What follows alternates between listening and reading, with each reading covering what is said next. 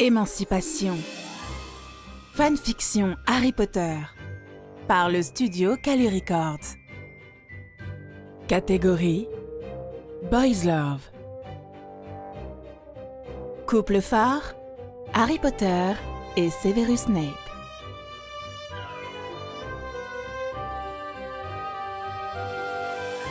Chapitre 11. Quelque chose a dû arriver.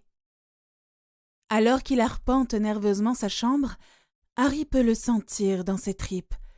Dumbledore n'est jamais en retard, à moins d'une absolue urgence, et avec le journal d'hier en tête, il ne s'attend pas à de bonnes nouvelles. Et lui qui pensait qu'aujourd'hui serait exceptionnel, il est vrai que tout avait plutôt bien commencé.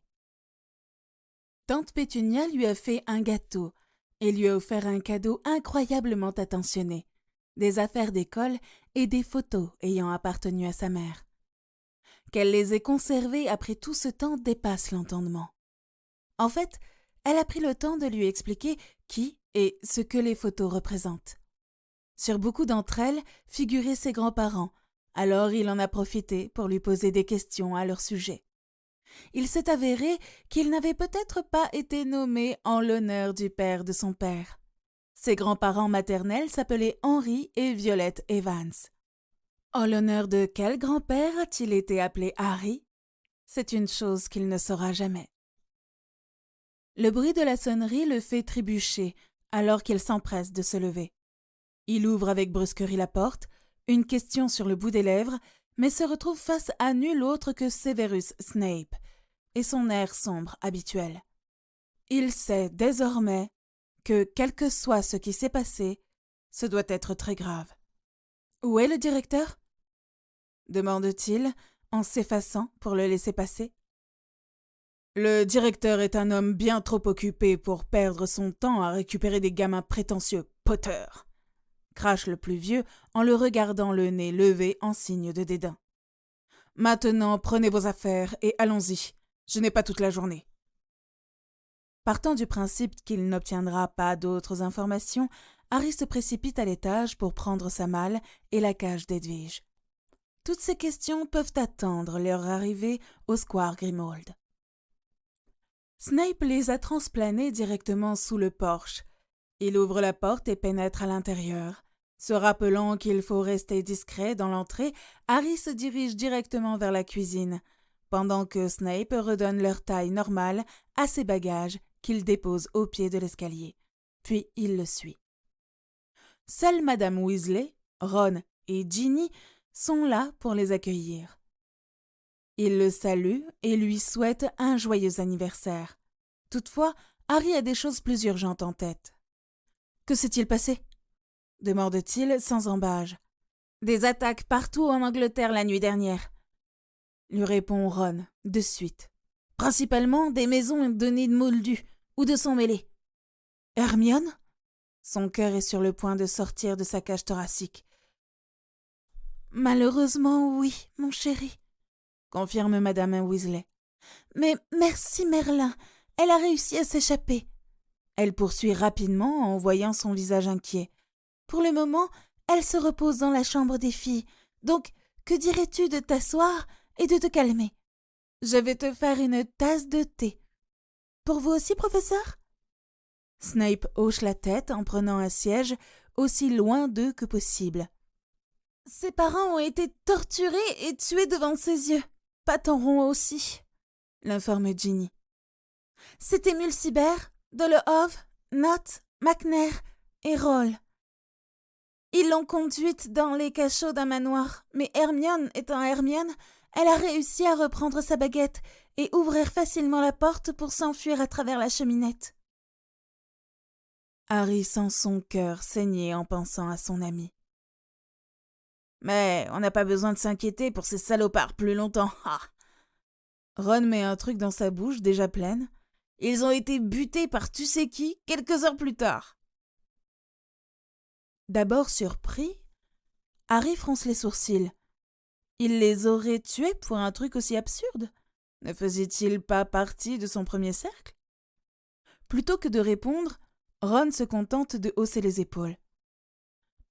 On n'en connaît pas les détails. Mais il semble qu'ils aient été torturés avec le cruciatus, jusqu'à ce qu'ils aient une crise cardiaque, explique Ginny. Tous les 5 ? Ouais. Elle hoche la tête en prenant un biscuit. Harry réfléchit en silence. Impossible qu'il s'agisse d'une coïncidence. En plus, il a dans l'idée qu'Hermione pourrait bien en savoir plus que ce qu'elle a révélé. Il lui parlera plus tard en privé. Il relève les yeux et les pose sur Snape, rencontrant son regard. Il dresse automatiquement ses protections, supposant qu'il en sait plus qu'il ne le laisse voir. Tiens donc, Potter a enfin grandi. Alors qu'il sirote son thé, Severus admet que la mort du chien galeux a eu visiblement un effet positif sur le gamin. Comme c'est pratique que le clébard se soit rendu plus utile dans la mort qu'en tant que vivant. Il observe les adolescents bavarder, puis les compare les uns aux autres. Oui, c'est définitivement une amélioration. Il est surpris de voir que le gamin ne parade pas comme s'il était le propriétaire des lieux.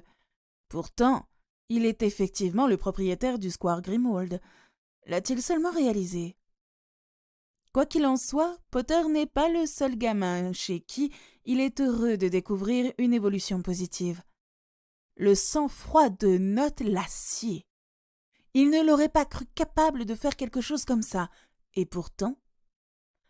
Ça valait le détour de voir la tête du Seigneur des Ténèbres lorsqu'il a compris qu'ils étaient morts. À plus forte raison, sans aucune explication à part la plus évidente bien sûr. Les restes de nourriture et de boissons qui jonchaient la pièce n'ont rien révélé, ni les corps eux-mêmes. Lui est persuadé qu'il devait y avoir une sorte de poison qui n'a fonctionné que quelques minutes, mais il n'a rien dit. Théodore Nott a été traîné devant le Seigneur des Ténèbres, trempé et à moitié nu, sortant apparemment de la douche. Il a affiché la pire vision d'un être veule et pleurnichard qui lui ait été donné de voir. En comptant que Ver parmi ses relations dans les rangs mange-morts, ce n'est pas peu dire. C'est comme s'il ne savait pas que son père était dans la maison la nuit précédente. Furieux, le Seigneur des Ténèbres a demandé à Severus de prélever sur les corps des échantillons et trouver ce qui les avait tués. Après quoi, il a tourné les talons et est sorti en trombe avec le reste du premier cercle derrière lui. Il est allé au tréfonds de son esprit pour trouver le coupable jusqu'à ce qu'il soit face à Nott, se tenant debout et fier, une lueur amusée dans les yeux et un sourire béat placardé sur le visage. Quel habile et sournois petit branleur! Il se sent tellement fier du garçon. « Vous avez joué à des jeux dangereux, monsieur Nott », lui a-t-il dit seulement pour voir le sourire s'agrandir.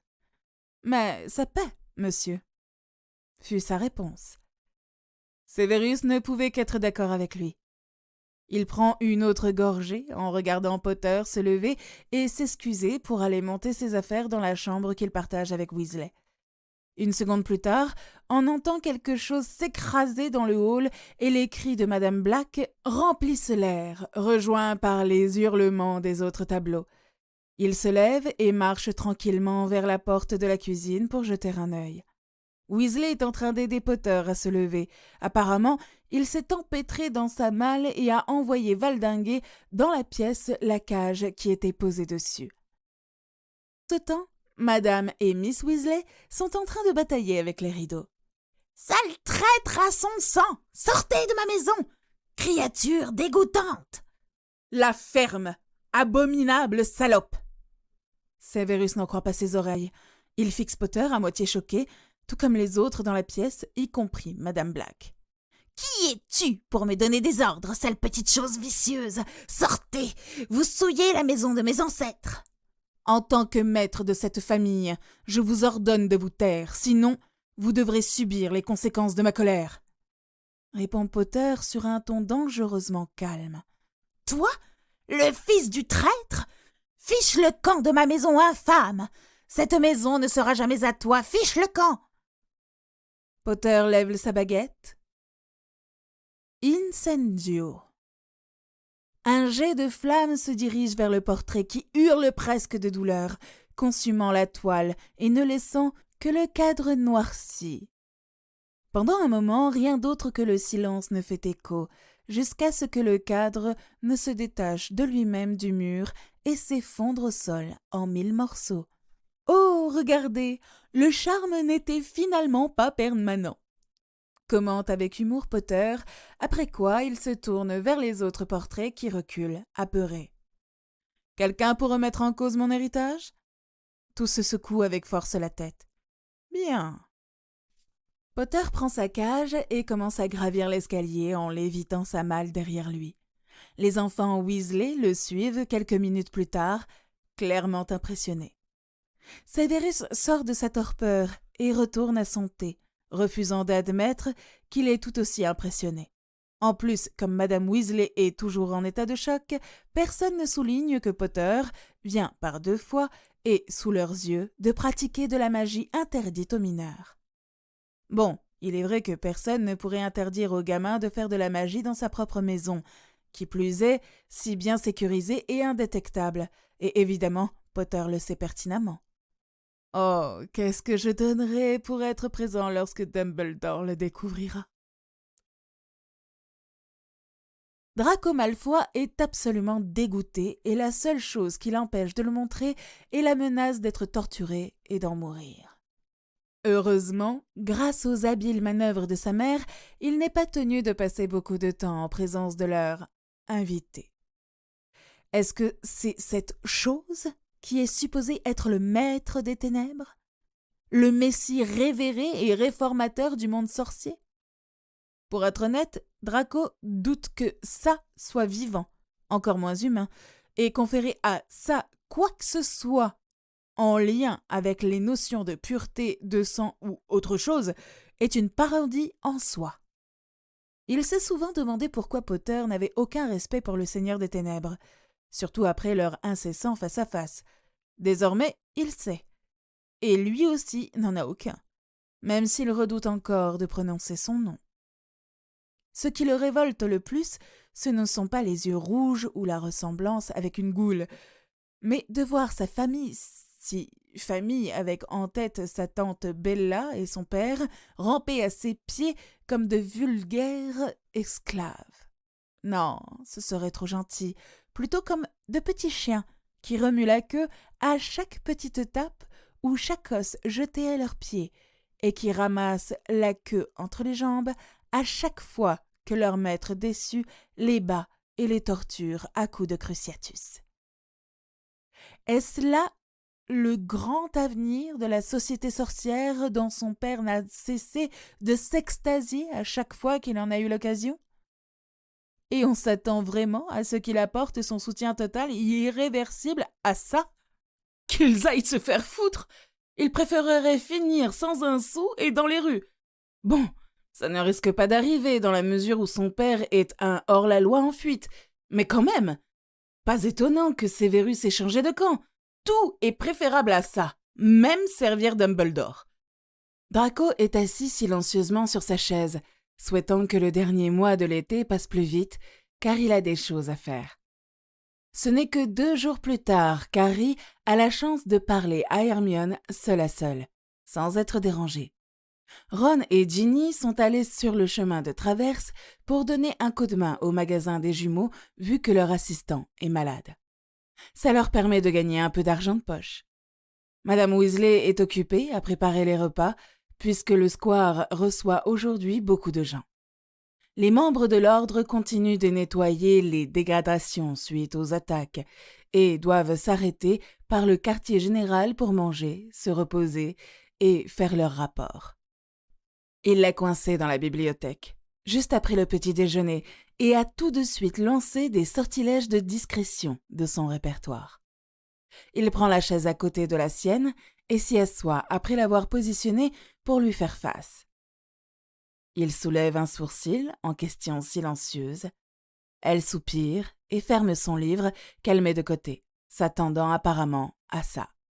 « Ils m'ont emmené au manoir Note », concède-t-elle sans tourner autour du pot. « Après avoir vu mes parents se faire torturer et tuer, j'avais la tête vide, même pour me rendre compte de ce qui m'entourait.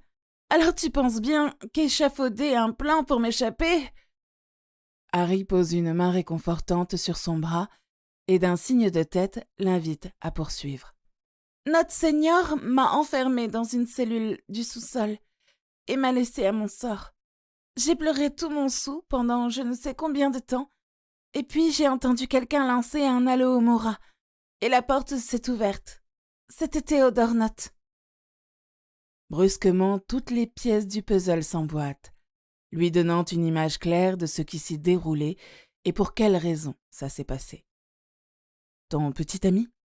demande-t-il avec précaution.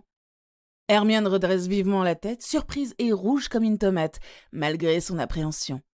Ne voyant aucune réaction négative de la part de son ami, elle acquiesce. Il t'a libéré et t'a aidé à t'échapper, avant de s'assurer que son propre père ainsi que ses amis ne s'en sortent pas vivants, demande Harry. Oui, comme si elle attendait un jugement. Il se contente d'afficher un sourire diabolique. Alors je l'accepterai. Elle laisse échapper le souffle qu'elle avait retenu sans le savoir et le dévisage mi-figue, mi-raisin, pour l'avoir fait marcher. Finalement, elle laisse tomber, secouant la tête comme résignée. « Tu es sûr que ça ne te gêne pas ?»« Oui, j'en suis sûre. Sauf bien sûr s'il te fait souffrir. » la rassure Harry en souriant toujours, parce que dans ce cas, je le chope par les couilles et je les lui fais bouffer. Pourtant, sa joie disparaît aussi vite qu'elle est venue. Ron va être furieux. « Oui, » fait-elle en soupirant. « Je crains que ce ne soit le dernier clou dans le cercueil de notre amitié. Il s'est bien conduit ces derniers jours, mais je ne sais pas si cela est dû au fait qu'il s'y fait ou à la présence de Madame Weasley. » Elle regarde ses mains qui reposent sur ses genoux.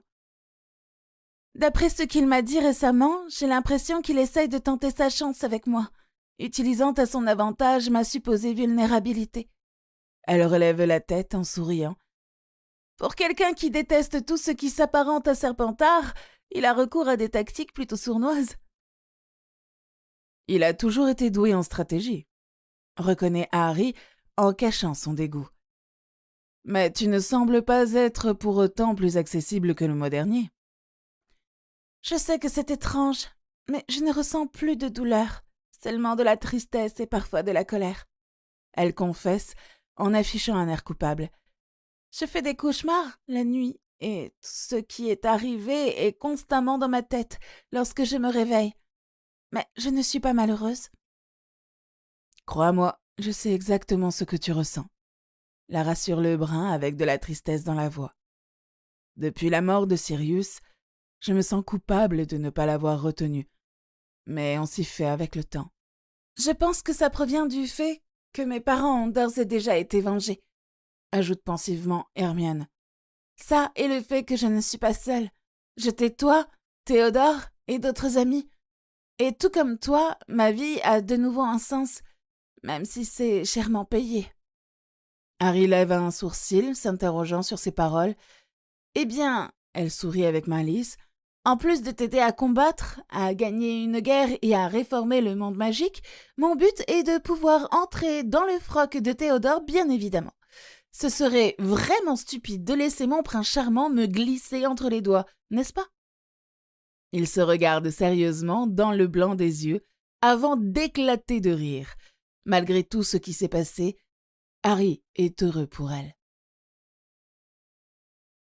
Dumbledore vient de terminer le dernier rapport. Il le met de côté, puis se frotte les yeux de fatigue. Un coup d'œil à l'horloge ornée, accrochée au mur de son bureau, lui apprend qu'il est 2 heures du matin. Il soupire et se lève lentement, essayant de ne pas trop aggraver les nœuds qu'il a dans le dos. Ce sont pendant des jours comme cela qu'il se sent bien plus vieux. Et ça ne lui plaît pas du tout. La vérité est que de vagues de violence l'a pris par surprise. Il ne l'avait pas attendu si tôt, et pas dans une telle ampleur. Severus n'était pas au courant, ce qui, pour être honnête, n'est pas une nouveauté. De toute façon, aucun autre de ces informateurs ne l'était. 6 mange-morts ont été tués et 3 arrêtés par les aurores arrivés à temps sur plusieurs attaques isolées. Malheureusement, ce ne sont que des petits poissons. Le plus troublant reste la découverte dans l'allée des embrumes des corps des 5 mange-morts de haut rang. Cet incident étrange refuse de quitter son esprit. Et à plus forte raison, car personne ne semble avoir la moindre idée de ce qui a pu se passer. Il n'est pas envisageable que Tom les ait tués lui-même, pas même intentionnellement. Le sort de Cruciatus ne provoque pas d'arrêt cardiaque. Par conséquent, il se demande qui et comment. Severus lui a certifié que le jeune Note n'avait absolument rien à voir là-dedans, n'ayant ni le cerveau ni les tripes pour mener une telle entreprise. En outre, l'interrogatoire du garçon par Tom n'a rien donné de probant. Dumbledore est donc enclin à le croire.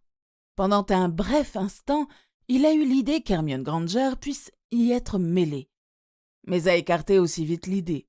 En dépit du fait qu'elle soit brillante, il est plus que douteux que la fille soit capable de le faire, tout en se sauvant elle-même. Rien que ce qu'elle a réussi est déjà un petit miracle. Pas besoin d'en rajouter. En dehors de ça, le comportement d'Harry commence sérieusement à le déranger. Non seulement il semble être plus informé que Dumbledore avait veillé à ce qu'il soit, mais en plus, il se rebelle. Après l'incident avec le portrait, il a eu une conversation sérieuse sur le fait d'user de la magie en dehors de l'école et n'a récolté qu'une réplique furieuse sur le fait que cela ne le concernait pas et qu'il faisait ce qu'il voulait sous son propre toit et que de toute façon, le ministère n'en saurait rien. Lorsqu'il a rappelé que c'est contre la loi, en plus d'être l'une des règles de l'école, cela a conduit à un accès de colère du garçon qui lui a suggéré que lui, Dumbledore, devrait appliquer cette loi en premier lieu à chaque sang pur, avant de venir l'ennuyer, et que cette loi n'est qu'une discrimination de plus à l'égard d'aînés de Moldus, ce qu'il ne tolérera pas sous son toit. L'adolescent a ainsi donné à Miss Granger et les enfants Weasley la permission explicite de recourir à la magie lorsque Madame Weasley ne regarde pas, suite à quoi cette dernière a confisqué les baguettes de Ronald et Ginevra, seulement pour les leur rendre lorsqu'ils quitteront la maison. Dommage qu'elle ne soit pas autorisée à faire de même avec Harry, car alors que Miss Granger est suffisamment raisonnable pour qu'on lui fasse confiance de ne pas abuser de ce privilège, il ne dira pas cela d'Harry. Il monte l'escalier en colimaçon qui mène à ses quartiers privés et se dirige vers la salle de bain. Il a besoin de savoir ce que le garçon connaît de ses biens et de son influence politique et sociale, afin de ne pas risquer de poser des questions étranges et de révéler potentiellement des informations qu'Harry ne connaîtrait pas encore. Il doit aussi parler à Remus, et peut-être aussi à Ronald, avant d'approcher Harry lui-même. Après seulement, il décidera comment agir. Vous venez d'écouter Émancipation, une fanfiction Harry Potter, par les studios Calu Records. N'hésitez pas à consulter la suite. À très bientôt dans le prochain chapitre.